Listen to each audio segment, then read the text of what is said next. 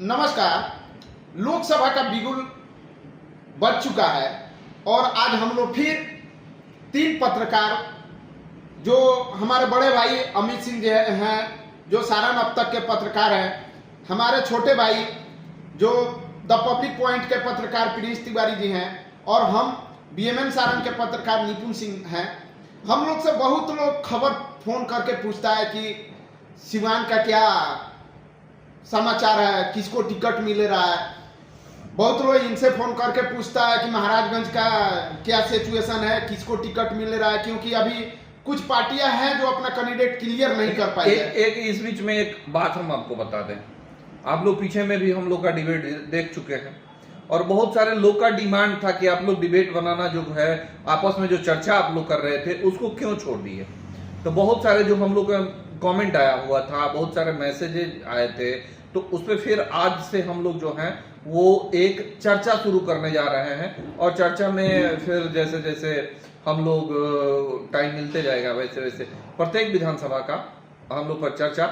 का और वहाँ किस तरह की राजनीतिक खेल चल रही है वो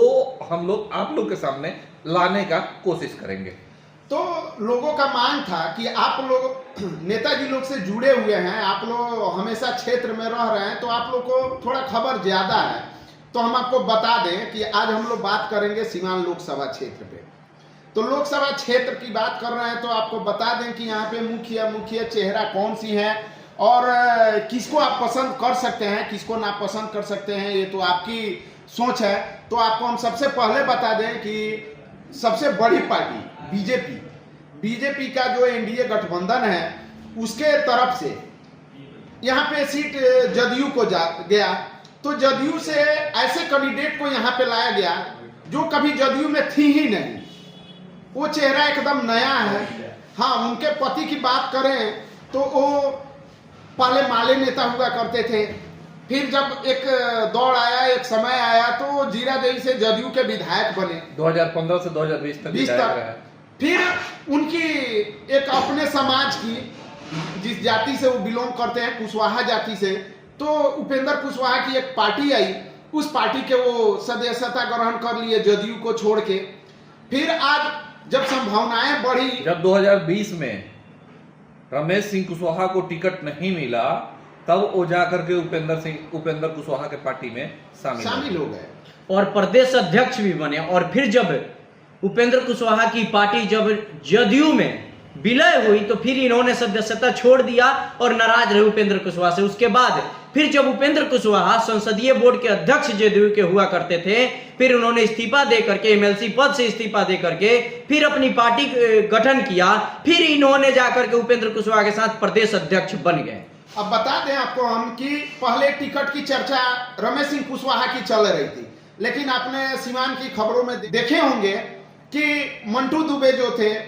उनकी भाई की हत्या कर दी जाती है और उस हत्या में वो गवाह हैं और गवाह के रूप में वो गवाही देने लगे कि मेरे भाई पे डायरेक्ट गोली रमेश सिंह कुशवाहा चलाए हैं। अब इसमें कितनी सच्चाई है वो तो प्रशासन की देखरेख में है। तो वहां से उनका टिकट कट जाता है और फिर अपनी पत्नी को वो आगे कर देते हैं, जो कि एक नई चेहरा है जिनका नाम विजय लक्ष्मी है और उनकी सदस्यता दिलाई जाती है और फिर उनको सीवान से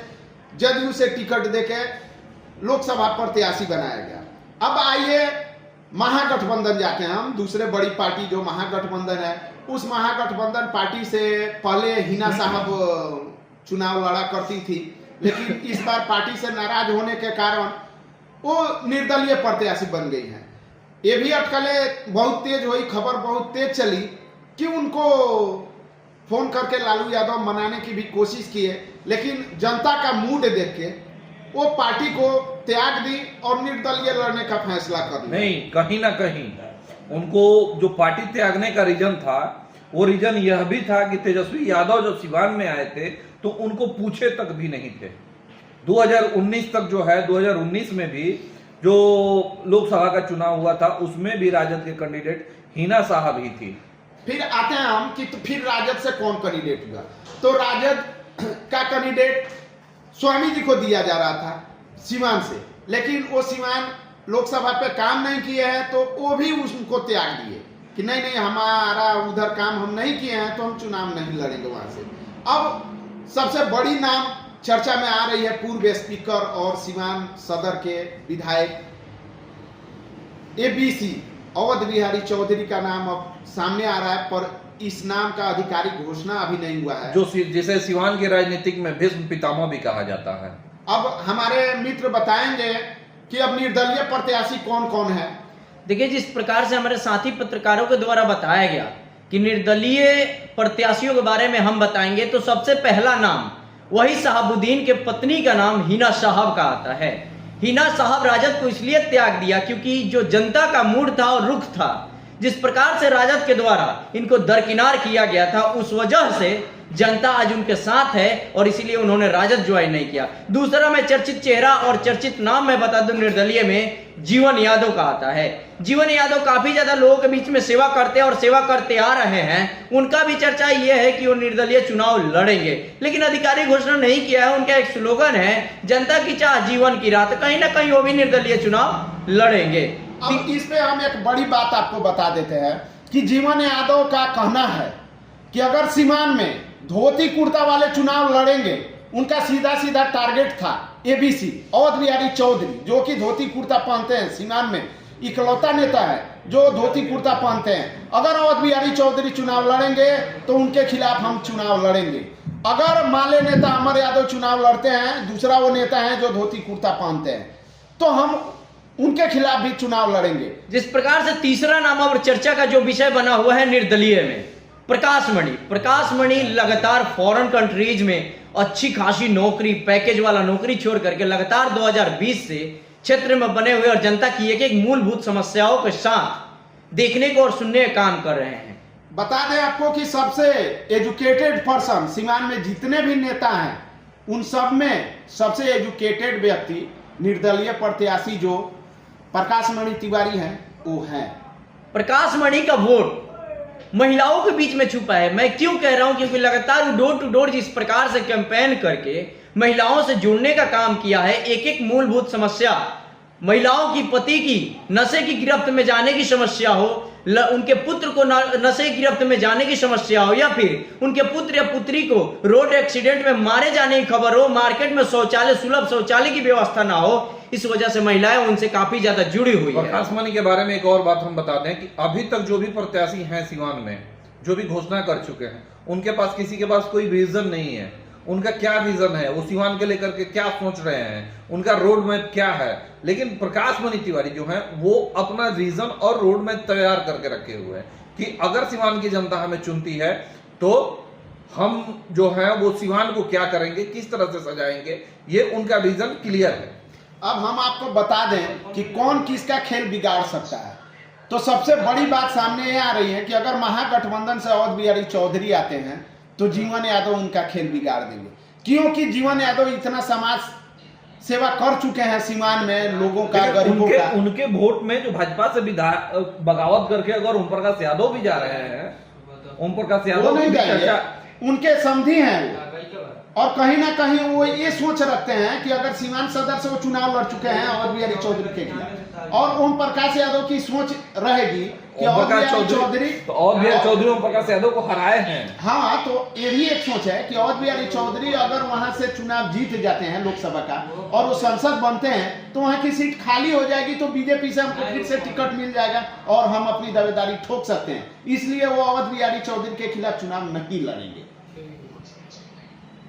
जिस प्रकार से इनके द्वारा कहा गया कि अवध बिहारी का खेल कौन बिगाड़ेगा, लेकिन मैं आपको बता दूं प्रत्यक्ष रूप से जिस प्रकार से जनता का रुख है, निर्दलीय की तरफ रुख है। कोई भी पार्टी या फिर पॉलिटिक्स करने वाला पार्टी के नेता जिस प्रकार से चेहरे पे थोपा जाता है, जनता के चेहरे पे थोपा जाता है, पार्टियों के द्वारा जो विश्वास करके उस पार्टी का सपोर्ट करते हैं, जनता इससे खपा है। और निर्दलीय में यही तीन नाम है, प्रकाश मणि, जीवन यादव, हिना साहब। जनता इन्हीं तीनों में से किसी एक को सांसद बनाएगी, ये ग्राउंड रिपोर्ट करता है, हम नहीं कहते हैं, ना हमारे कोई साथी, ये दोनों पत्रकार कहते हैं। अब हम आपको एक चीज और खुलासा कर देते हैं कि जितने भी बीजेपी का यहाँ पे कैंडिडेट नहीं है, बहुत बार आप देखे होंगे कि पिछला बार ही विधानसभा का चुनाव आप देखे होंगे कि बीजेपी वाले सारे कन्वर्ट हो गए थे लोजपा के तरफ में, जबकि गठबंधन था, बीजेपी और जदयू का गठबंधन था, लेकिन बीजेपी का वोटर जदयू को वोट ना देके और लोजपा को वोट दे दिया था। वैसे ही सेम खेला आज भी यहाँ लोकसभा सिवान में जो है वो चल रहा है। बीजेपी वालों का कहना है कि हमको जदयू का चेहरा पसंद नहीं है, जदयू वाले वोटर का भी कहना है कि नहीं हम तो उनको जानते ही नहीं है। तो ये सारे वोट कहीं ना कहीं निर्दलीय प्रत्याशी हिना साहब और जीवन यादव या प्रकाश मणि तिवारी के तरफ में कन्वर्ट हो सकती है। यानी यूं कहा जाए कि सिवान की जो राजनीतिक है, जो सिवान का जो चुनावी मुद्दा है, चुनावी हलचल जो बड़ा है, वो कहीं ना कहीं निर्दलीय के बीच ही समिट करके रह जाने इस बार कंफर्म जो सबसे बड़ी पार्टियां दो है, एनडीए गठबंधन और महागठबंधन, ये दोनों पार्टी जो है वो लड़ाई से आउट है। सिवान देखिए गलती तो किसी न किसी से लड़ना ही है, लेकिन जो भी लड़ाई है पार्टी वालों का नहीं है, निर्दलीय बनाम पार्टी है। जिस प्रकार से बीजेपी अपनी सीट यहां पर 2019 में जदयू के खाते में दे करके कविता सिंह को टिकट मिला और सांसद बनी, और कविता सिंह का टिकट जिस प्रकार से कटा तो उम्मीद थी कि बीजेपी फिर ही अपने खाते में सीट लेगी और किसी अच्छे प्रत्याशी यहां से घोषणा करेगी, लेकिन जदयू के खाते में रहा और जदयू द्वारा एक ऐसे चेहरे का लॉन्चिंग किया गया है जिससे जनता में आक्रोश है। और जनता में इसलिए आक्रोश नहीं है कि रमेश सिंह कुशवाहा, इसलिए आक्रोश है कि लगातार दल बदल करने वाले नेता हैं रमेश सिंह कुशवाहा। और रमेश सिंह कुशवाहा को जब टिकट मिलने की बात आई तो उनकी आपराधिक गतिविधियां सोशल मीडिया पर जिस प्रकार से वायरल हुई तो उनके पत्नी का नाम फ्रंट पेज पे आना शुरू हो गया। इस वजह से अगर यहां से बीजेपी का कोई कैंडिडेट होता तो कंफर्म हम आप सबको बता देना चाहते हैं कि सांसद बनना निश्चित था, क्योंकि जिस प्रकार से मोदी का लहर चल रहा है लगातार दो चुनावों से 2014-19 का, उसी प्रकार से इस लहर में भी सिवान का सीट बीजेपी के खाते में जाता, लेकिन इस बार यहां से निर्दलीय सांसद होगा। ये तमाम जो आप देख रहे थे चर्चा और तमाम जो बातें हो रही थी, ये कहीं ना कहीं हम लोग ग्राउंड में जाते हैं, ग्राउंड से रिपोर्टिंग करते हैं, बहुत सारे रिपोर्टिंग आप लोग देखे भी होंगे, वहां से जो बात उभर करके आती है, जो बात वहां से निकल करके आती है, यानी कि जनता जो कहती है वो बात ही हम आप लोगों तक रखने वाले हैं। ये हम लोग का कहीं से कोई अपना ये नहीं है, अपना कहीं से कोई मतलब हम अपना मन का बात हम लोग का नहीं है, मन ग्रंथ कोई कहानी नहीं है। जो जनता जो कह रही है, सिवान की जनता, और जो जनता चाह रही है कि 2024 के इलेक्शन में क्या होगा और किस तरफ से मूड जा रहा है और कौन कौन से प्रत्याशी जो नाम का चर्चा ज्यादा है और किसके प्रति जो है जनता थोड़ा सा नाखुश दिख रही है, वो बातें हम लोग जो है वो एक चर्चा के माध्यम से आप लोग तक पहुंचाने का कोशिश किए हुए हैं। धन्यवाद।